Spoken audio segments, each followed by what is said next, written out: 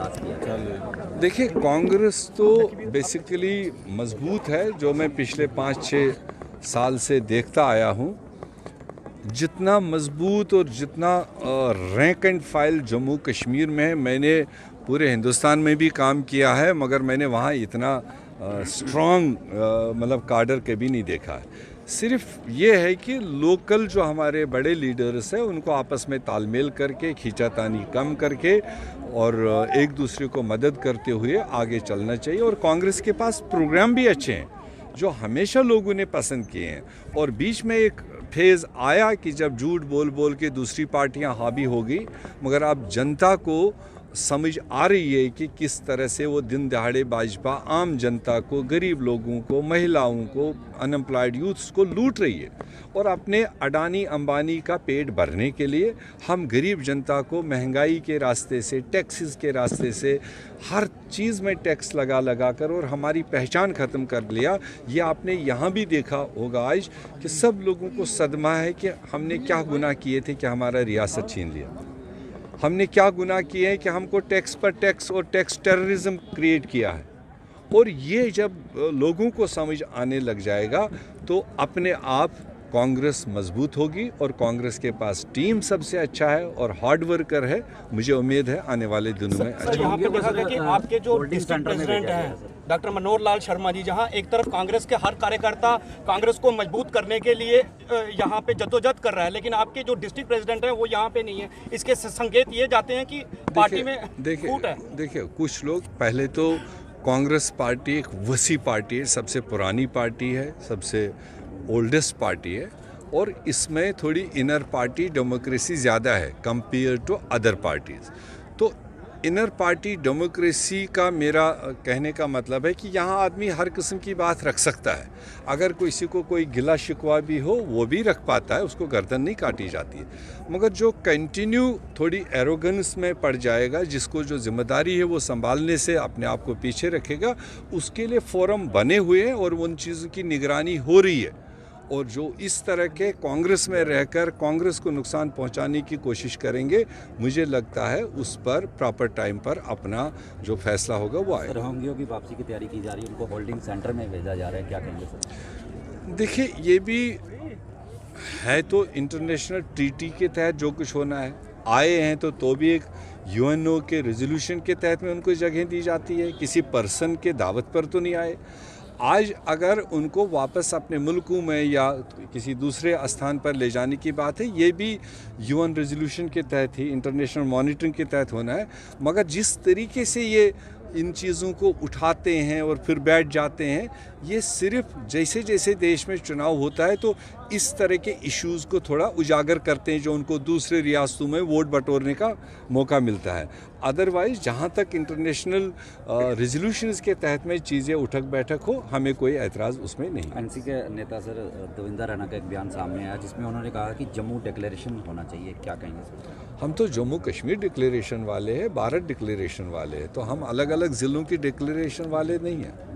जम्मू खिते का डिक्लेरेशन की मैं कह रहा हूँ, हम भारत डिक्लेरेशन, जम्मू कश्मीर डिक्लेरेशन वाले हैं। हम फिलहाल किसी खित्ते या ज़िलों की बात नहीं करेंगे। कांग्रेस पार्टी सब के लिए है और कांग्रेस पार्टी में आर पार सब लोगों के लिए जगह है, तो इसलिए बातें उठी हैं। अभी वो पहले अपनी पार्टी में थोड़ा सा उसको बैलेंस करे, फिर बाद की बात है। G23 क्या कांग्रेस को कमजोर करेगा? चलो, ये नेशनल लेवल की बातें हैं। जो मैंने एक ही बात सारी चीज़ों का कह दिया। इनर पार्टी डेमोक्रेसी है, लोग बात उठाते भी हैं, बात कही भी जाती है, मनवाई भी जाती है, कई बार मानी जाती है, कई बार नहीं मानी। मगर ये सारा होता है एक डिसिप्लिन के तहत में। तो कोई भी हो, वर्कर हो, बीच वाला हो, टॉप वाला हो, पब्लिक पार्टी की चीज़ें पब्लिक नहीं करनी चाहिए। जब ऑलरेडी तजुर्बेकार लोग हैं, जो चीज़ें अंदर बैठकर डिस्कस होनी है उनको पब्लिक में डिस्कस करने की ज़्यादा ज़रूरत है। लगातार महंगाई की बात हो रही है, लेकिन कांग्रेस पार्टी भी कहीं ना कहीं जो है ओपोजिशन करने में असफल साबित हो रही है। आपका एक कार्यक्रम 45 दिन का 26 जनवरी के करीब कार्यक्रम हुआ था कठुआ में, उसके बाद आज आप कार्यक्रम कर रहे हैं, वो भी एक पैलेस के बीच में कर रहे हैं। लोकल लोग करेंगे, बाकी लोग लोकल लोग करेंगे, क्योंकि प्रेसिडेंट तो रोज़ रोज़ थोड़ी आएगा। अभी मैं आज जाऊँ, मैंने ये भी आपके सामने माइक पर ऐलान किया कि 23 तारीख को फिर हम कठुआ में होंगे। तो एक कंटिन्यू महंगाई के ख़िलाफ़ मेरे ख्याल से पूरे देश में तो राहुल जी लड़ ही रहे हैं, मगर जम्मू कश्मीर कांग्रेस ने 45 दिन का नॉन स्टॉप प्रोग्राम हाथ में लिया है, जिसमें 100+ अक्रॉस स्टेट प्रोटेस्ट्स भी होंगे, जिसके ज़रिए से हम आवाम के इश्यूज़ को हाईलाइट करने की कोशिश कर रहे हैं। सेमिनार्स भी होंगे, जलसे भी होंगे, किसी तरीके से समाज को ऑन बोर्ड लेते हुए हम उनकी बात रख रहे हैं। तो लोगों की मांग को लेकर प्रोटेस्ट जो है सड़कों पर कब उतरेगा? डेफिनेटली होगा, चल रहा है। आज तो हम कठुआ में, कल आप मेरे साथ बाकी जगहों पर आइए, कल 5 जगह पर है। अगर कठुआ की बात करें तो कठुआ का नहीं दे रहा ना? कठुआ ये प्रोटेस्ट ही था आज। इसका हमने, चूंकि लोकेशन ऐसी थी, हम नहीं चाहते थे कि नेशनल हाईवे हम डिस्टर्ब करें, मगर कुल मिलाकर ये प्रोटेस्ट के कड़ी में ही आज महंगाई के खिलाफ ही यहाँ पर सब कुछ हो रहा था। सर, जिस तरह से लिक्वर के टेंडर हो रहे हैं, कश्मीर के लोग काफ़ी नाराज़ हैं। किस चीज़ का? लिक्वर के टेंडर हो रहे हैं वाइन शॉपों के, जो कश्मीर में खोली जा रही है। अब मुझे तो अभी उसके बारे में कोई ज़्यादा जानकारी नहीं है, जानकारी लेते ही आपको जवाब दे। सरकार एक तरफ युवाओं के रोजगार की बात करती है, वहीं दूसरी तरफ भाजपा कार्यालय के बाहर काफ़ी दिनों से नौजवान बैठे हुए हैं। अब आप देखो ना, कथनी और करनी में फ़र्क। जो बाहर बड़ा बड़ा धोखा लेकर के लोगों से वोट लेते हैं, उनके कार्यालय के सामने 40 दिन से वो नौजवान जिनने अप्लाई किया है, लिस्टें नहीं बाहर आ रही है, वो सिर्फ इतना कह रहे लिस्ट आउट करवा दो, ताकि जिसके किस्मत में होगा। कल आपने देखा होगा पुलिस एक्शन पर भी उनकी करवा दी और उनको उठा करके मतलब अंदर भी बंद करवाया। तो यही चीज़ें मेरे को और आपको, अपोजिशन और मीडिया को, लोगों की नुमाइंदगी करते हुए इन चीज़ों को हाईलाइट करना चाहिए।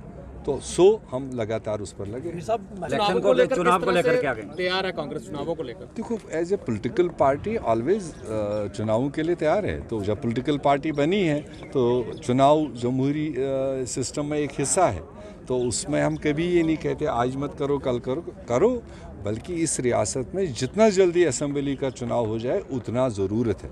आप वाया मीडिया चला रहे हो कि ये चुनाव वो चुनाव, इससे हम ये करेंगे, वो भी आपने देखा डीडीसी का एक ऑल्टरनेट निकाला, वो भी बेचारे सड़कों पर है। बट अल्टीमेटली यहाँ के आम लोगों का जो अगर कुछ मदद होना हो, वो सिर्फ असेंबली चुनाव कराने से, एक अवामी सरकार यहाँ पर देने से, ब्यूरोक्रेटिक सरकार से लोगों का मदद नहीं होता।